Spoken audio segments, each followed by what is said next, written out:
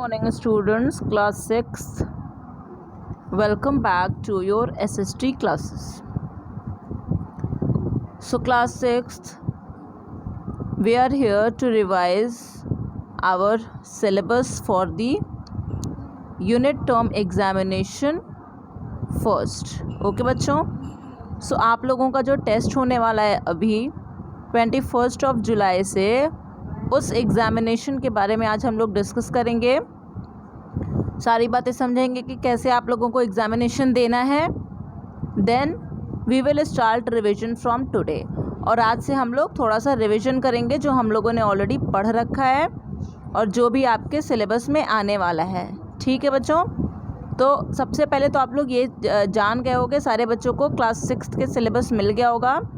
आप लोगों को ये पता होगा कि आप लोगों के कितने चैप्टर्स आ रहे हैं। So you have to study 9 chapters in all in sequence. कौन कौन से चैप्टर्स आपके आने वाले हैं? Chapter number 1, 2, 3, 4, 5, 6, 7, 8 and 9। तो 9 चैप्टर्स मैंने आप लोगों को as a syllabus for the unit test examination first आप लोगों को दिया है, और आप लोगों को वो ओवरऑल कवर करना है।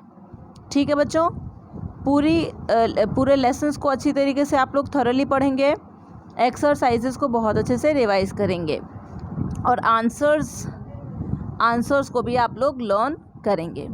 ठीक है, तो हम लोग इन सब चीज़ों पे आज बात करने वाले हैं। तो पहली बात जो सारे बच्चों के दिमाग में होगा कि मैम पेपर में क्वेश्चंस कैसे होंगे, तो वो आपका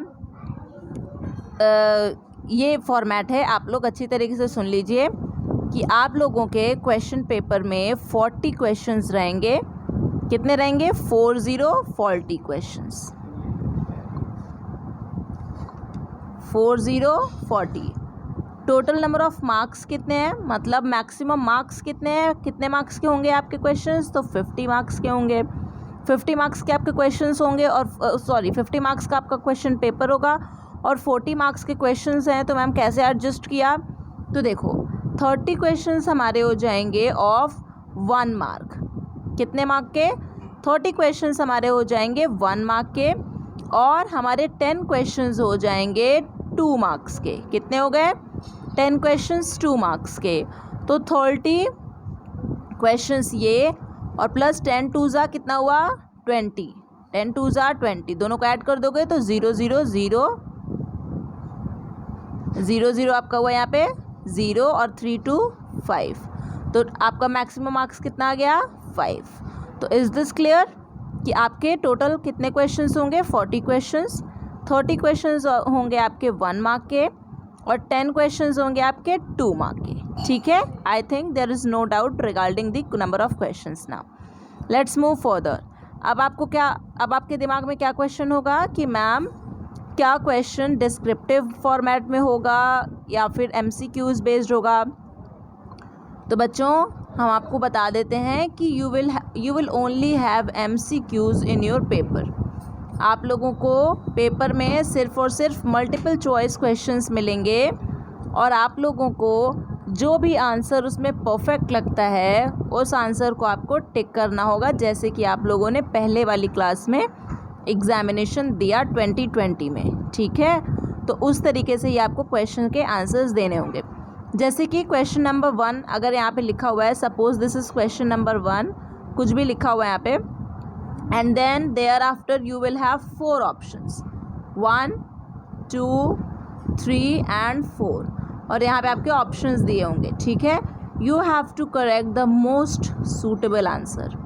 तो जो भी आंसर आप लोगों को इसमें से बेस्ट लगता है कि हाँ ये क्वेश्चन जो दिया गया है, क्वेश्चन को आप लोग एक बार नहीं पढ़ोगे, क्वेश्चन को आप लोग 2-3 बार पढ़ोगे, क्योंकि बहुत बच्चे क्वेश्चन कायदे से नहीं पढ़ते हैं और उसकी वजह से आंसर गलत करके चल देते हैं, और मैम से कहते हैं मैम मेरा गलत हो गया।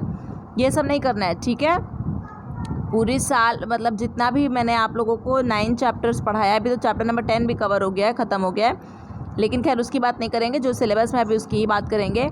चैप्टर नंबर 9 तक हमने आप लोगों को इतनी अच्छी तरीके से एक एक पार्ट को समझाया है, एक एक कंसेप्ट को समझाया है, एक एक एक्सरसाइज को करवाया है। लॉन्ग आंसर्स हो गए, शॉर्ट आंसर्स हो गए, डिफरेंस बिटवीन हो गया, ठीक है, MCQs हो गया, फिलिंग द ब्लैंक्स हो गया, मैच द फॉलोइंग हो गया।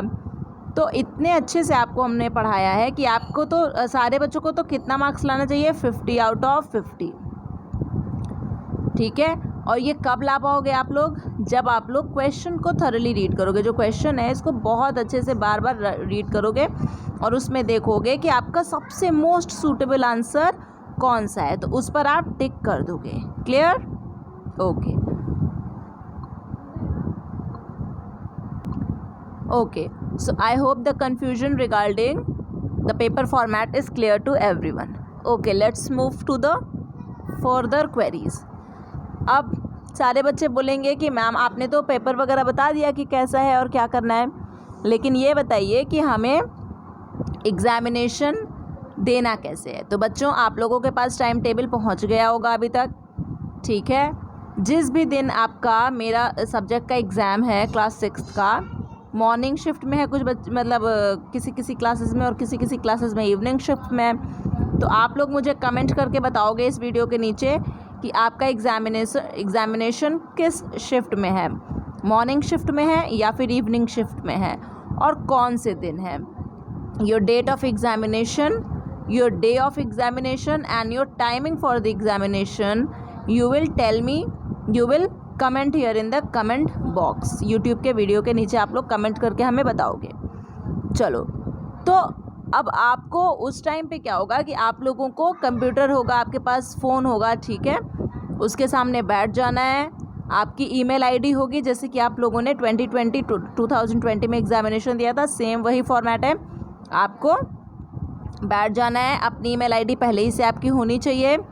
ठीक है, फिर आपके कंप्यूटर पे या फिर फ़ोन है जो भी है, उस पर आपका लिंक जाएगा, आप उस पर क्लिक करोगे तो आप फिर उसके बाद आपको कुछ चीज़ें भरनी रहेंगी, जैसे कि आप लोगों ने पहले भरा था। जैसे कि आपको अपना नेम भरना होगा, फादर्स नेम भरना होगा, डेट भरना होगा, ठीक है, सब्जेक्ट, क्लास, ये सब चीज़ें भरनी होती हैं। फिर जब ये सब चीज़ें भर लोगे तो आपका एग्ज़ामिनेशन टाइम शुरू हो जाएगा। ठीक है बच्चों, और उसके बाद आपका एग्ज़ामिनेशन चलेगा। ठीक है बच्चों, और आप लोगों को 1.5 and 30 minutes more, that means आप लोगों को 1.5 घंटे मिलेंगे एग्ज़ामिनेशन को देने के लिए।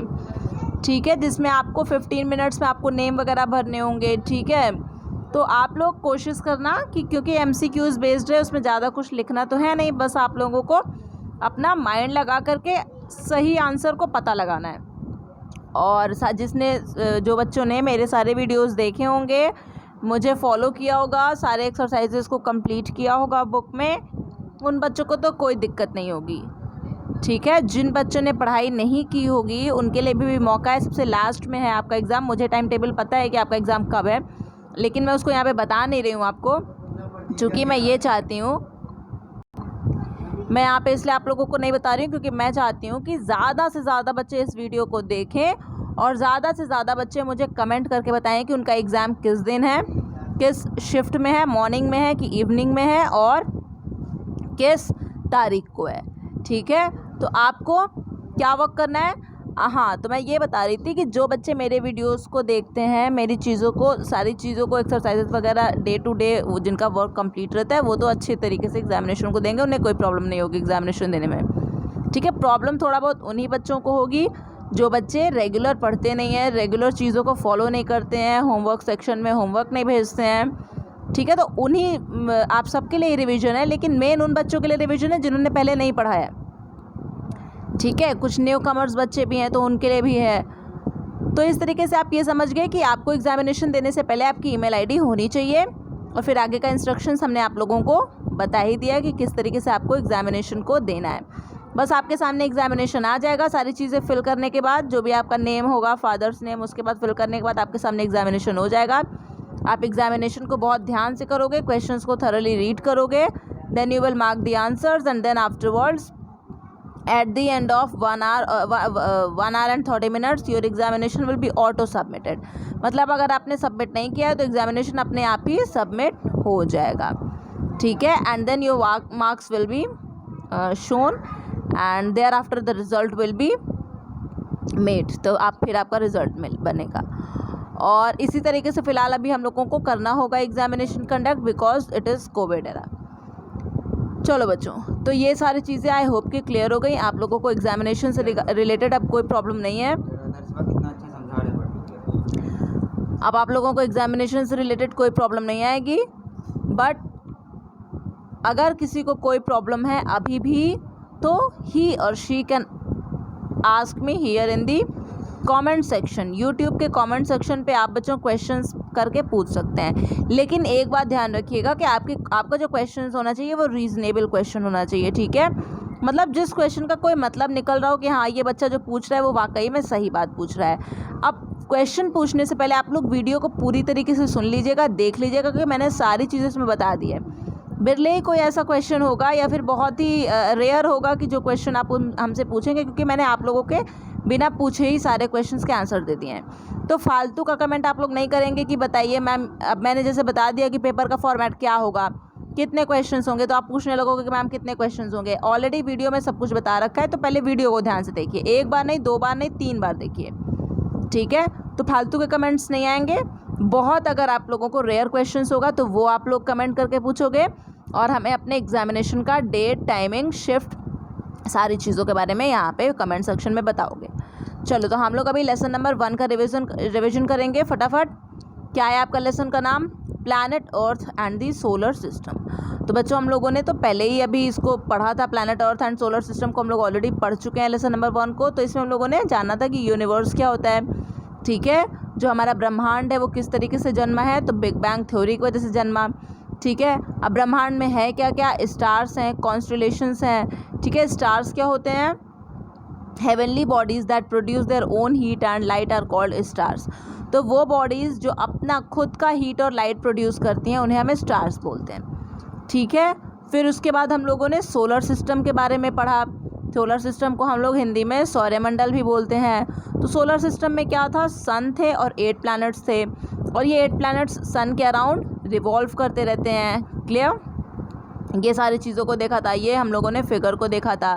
फिर प्लैनेट्स के बारे में थोड़ा बहुत पढ़ा था, जैसे कि जो 8 प्लैनेट्स हैं उनका नेम क्या होता है? Mercury, Venus, earth, Mars, Jupiter, Saturn, Uranus and Neptune, ठीक है। और बताया गया था यहाँ पे कि प्लैनेट्स का जो है अपना हीट और लाइट नहीं होता है, बल्कि वो किस चीज़ों से बने होते हैं? वो सॉलिड मटेरियल और गैसेस से बने होते हैं। और वो जो लाइट हमें ऐसा लगता है कि वो प्लैनेट का है, वो एक्चुअली में सन की लाइट को रिफ्लेक्ट करते रहते हैं।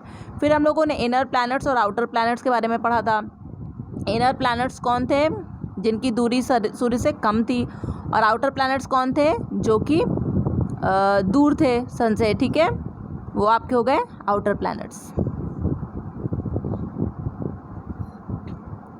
ओके। फिर रोटेशन और रिवॉल्यूशन का कंसेप्ट समझा था। रोटेशन क्या होता है? जब प्लैनेट अपने ही एक्सिस पर मूव कर रही होती है तो उसे हम लोग रोटेशन कहते हैं। रिवॉल्यूशन क्या होता है? जब प्लैनेट सन के अराउंड मूव करता है तो उसे हम लोग रिवॉल्यूशन कहते हैं, ठीक है बच्चों। फिर उस तरीके से हम लोगों ने सारे प्लैनेट्स की डिस्टेंस देखा था फ्रॉम द सन, कितना टाइम लगाते हैं एक सर्कल कंप्लीट करने में, एक ऑर्बिट को कंप्लीट करने में, ठीक है। पीरियड ऑफ रोटेशन क्या होता है, उस पर नंबर ऑफ सैटेलाइट्स कितने होते हैं, ये सारी चीज़ों को हम लोगों ने समझा था। आगे बढ़ेंगे तो केस स्टडी में हम लोगों ने ड्वार्फ प्लैनेट्स के बारे में पढ़ा था कि कब कोई भी प्लैनेट कब ड्वार्फ हो जाता है। तो उसमें हम लोगों ने ये देखा था कि कोई भी प्लैनेट तब ड्वार्फ हो जाता है जब वो अपने एलिप्टिकल ऑर्बिट को छोड़ के चला जाता है। तो प्लूटो पहले जो प्लैनेट कंसीडर किया जाता था, उसे बाद में ड्वार्फ प्लैनेट बताया गया। फिर हम लोगों ने अर्थ जो कि प्लैनेट है एक, उसके बारे में जाना था कि it is a very unique kind of planet because of the survival of life on this planet. उसके बारे में हम लोगों ने पढ़ा था कि अर्थ का जो शेप है वो जियोइड है, ठीक है। यहाँ पे जो क्यों है अर्थ, यहाँ पे हम लोग क्यों रह सकते हैं, क्यों पृथ्वी रहने के लायक है, जीवन के लायक है, तो यहाँ पे जो टेम्परेचर है वो मॉडरेट होता है, यहाँ पे वाटर की अवेलेबिलिटी है, यहाँ का एटमॉस्फेयर फेवरेबल है, ठीक है। यहाँ पे सैटेलाइट्स कौन से फाउंड होते हैं? सबसे मेन सैटेलाइट अर्थ का है मून, ठीक है। फिर मून के बारे में हम लोगों ने समझा था कि मून क्या है, बहुत ही मतलब वहाँ पे जो है माउंटेन्स भी है, प्लेन्स भी है, क्रेटर्स भी हैं, ठीक है। और इस तरीके से हम लोग आगे बढ़ गए थे। आगे जब हम लोग पढ़े थे तो फिर हम लोगों ने उसमें एस्टेरॉइड्स और मेटेरॉइड्स के बारे में पढ़ा था और कॉमेट्स के बारे में पढ़ा था। तो एस्टेरॉइड्स क्या थे? These are the several small celestial bodies apart from the stars. तो स्टार्स के अलावा जो स्मॉल सेलेस्टियल बॉडीज़ हैं, ठीक है, और प्लैनेट्स और सैटेलाइट्स हैं जो कि सन के अराउंड मूव करते हैं, वही हमारे एस्टेरॉइड्स हो जाते हैं, या फिर उनको हम लोग प्लैनेटॉइड्स भी बोलते हैं। मेटेरॉइड्स क्या थे? ये स्मॉल पीसेस ऑफ रॉक्स थे, डस्ट थे, जो कि सन के अराउंड मूव करते हैं। कॉमेट्स क्या होते हैं? एक ग्लोइंग सेलेस्टियल बॉडी है ये भी, जो कि सन के अराउंड इलोंगेटेड ऑर्बिट्स में रिवॉल्व करती है, और इसका मतलब एक पूंछ की तरीके से शेप आपको देखने को मिलेगा, लाइक अ टेल। तो ये सब चीज़ें हम लोगों ने पढ़ा था बच्चों। उसके बाद MCQs में हम लोग आ गए थे, तो हम लोगों ने क्या पढ़ा था? The milky way is also called दुग्ध मेखला। तो सारे बच्चे लर्न कर लेंगे कि मिल्की वे को हम लोग दुग्ध मेखला भी बोलते हैं। फिर सेकंड क्वेश्चन था आपका, all the planets move around the sun. तो सारे प्लैनेट्स जो हैं वो सन के अराउंड मूव करते हैं, ये आपका सवाल हो गया। आगे बढ़ोगे बच्चों, तो क्या लिखा है? The sun is the centre of the solar system. Clear? सारे बच्चों को क्लियर करते चलना है। उसके बाद the brightest star in the month is the pole star, ठीक है। Millions of star together make a galaxy. Sixth, Halley's comet appears after every 76 years. Seventh, the science of study of the celestial bodies is known as astronomy. Filling the blanks हम लोग आए थे, तो क्या था? Jupiter, Saturn, Uranus, Neptune are known as outer planets, ठीक है। Mercury has the shortest orbit. Mars is known as the red planet. Then Uranus is called the ice giant. Then Saptarshi is a group of 7 stars that form a part of the large Ursa Major. ठीक है बच्चों। फिर हम लोगों ने outer और inner planets के लिए O और I लिखा था। फिर उसके बाद यहाँ पे कुछ नेम्स दिए गए, जैसे कि द ग्रेट बेयर हम लोग उर्सा मेजर को बोलते हैं, ब्लू प्लैनेट हम लोग अर्थ को बोलते हैं, रेड प्लैनेट मार्स को, ice giant Uranus, pole star इसको बोलते हैं नॉर्थ स्टार को, नॉर्थ पोल हम लोग जोग्राफिक नॉर्थ पोल को बोलते हैं, मिल्की वे दुग्ध मेखला को, मेटेरॉइड्स शूटिंग स्टार, प्लैनेटॉइड एस्टेरॉइड्स, और सप्तर्षि ग्रेट बेयर। उसके बाद हम लोगों ने शॉर्ट आंसर्स किए थे, जैसे कि name the theory by which the universe came into being. तो क्या हो गया? Big bang theory. Then name the centre of the solar system, तो सन।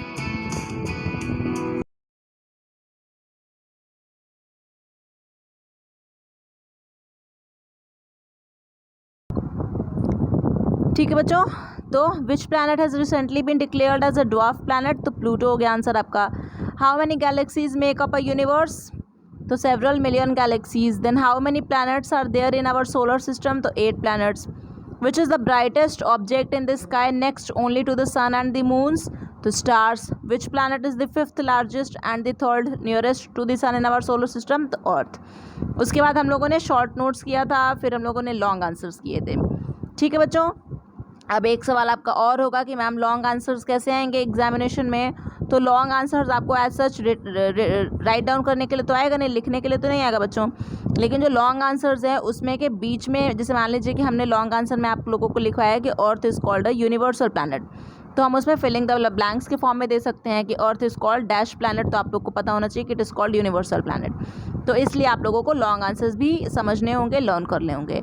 तो इस तरीके से आप लोग अच्छी तरीके से पढ़ाई करेंगे, ठीक है। पूरी एक्सरसाइजेस को पहले करेंगे, फिर क्वेश्चन एंड आंसर्स को करेंगे और चैप्टर्स को कंप्लीट करेंगे।